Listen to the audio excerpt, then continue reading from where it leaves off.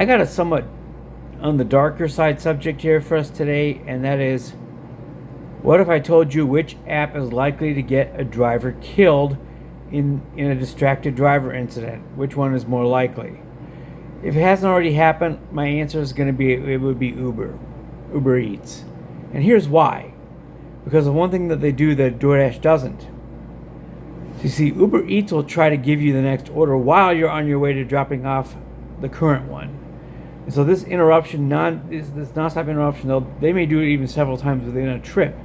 And you have to go back there and you have to try to decline it or analyze it while you're driving and moving forward. I have yet to come close to getting into an accident this way, but I can see it happening. I can see Dara Khosrowshahi getting a driver killed because of this particular setup. Now, what sets DoorDash apart is that it's not very common for them to try to put your next trip up while you're on the way. They could do a stacked or attempt to put a stack down, which of course I decline automatically all the time anyway. And I think many drivers do. So I think the chances of somebody getting injured or in an accident as a result of trying to stack an order is not nearly as common as it is in Uber, where they try to give you your next run in the middle of you trying to figure out your current run. So if you're trying to watch the road and you're trying to get... And the way Uber does it, of course, it overlays everything else that you're doing. They do it where the app will overlay the request over everything else on your driving, including the map itself, by the way. So it'll cut out on you when you're trying to figure out where you're going on your navigation system, whichever one it is, whether it's Uber Nav or Google Maps. Different video on that coming soon. And of course, Uber will sometimes do this several times in a trip. So in the middle of your trip, you've got these requests overlaying over your map while you're trying to figure out where you're going, especially if you're in the middle of a trip into a remote area that you may not know every road. In the Forest Lake, Minnesota market, this is common. Many of our trips do go rural.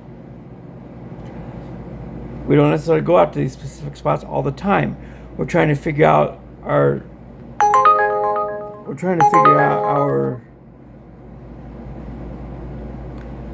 where we're going, and all of a sudden this window pops up from Uber and from Dara. He's trying to get you distracted. He may not be trying to get you distracted, but he's getting you distracted. I always use the names of the CEOs when referring to these apps because I believe it's nothing happens without their permission. So I believe it's their responsibility. They own these apps as far as I'm concerned. So yes, Uber is the app in which a fatal or serious accident is more likely to occur with a driver. When DoorDash does it doesn't overlay everything that you're doing in the app. You'll get the sound and you'll have an opportunity to maybe pull over or hit a light and switch over to the request. This option doesn't exist in Uber. In Uber, if it overlays it, it also doesn't show you the map of the potential future trip. You have to switch back to the main app itself in order to see the map itself of your directions, which makes a big difference on whether you accept the order or not, particularly in construction season. So with that said, I'm going to leave this be for now. The app most likely to get you in a serious accident is Uber Eats, and not DoorDash.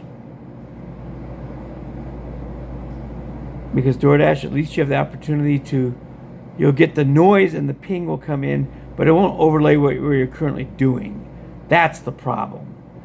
With DoorDash, you'll get the ping, you'll have an opportunity to pull over, switch to the request, and either accept or decline from there. Much safer possibilities on that one than in Uber.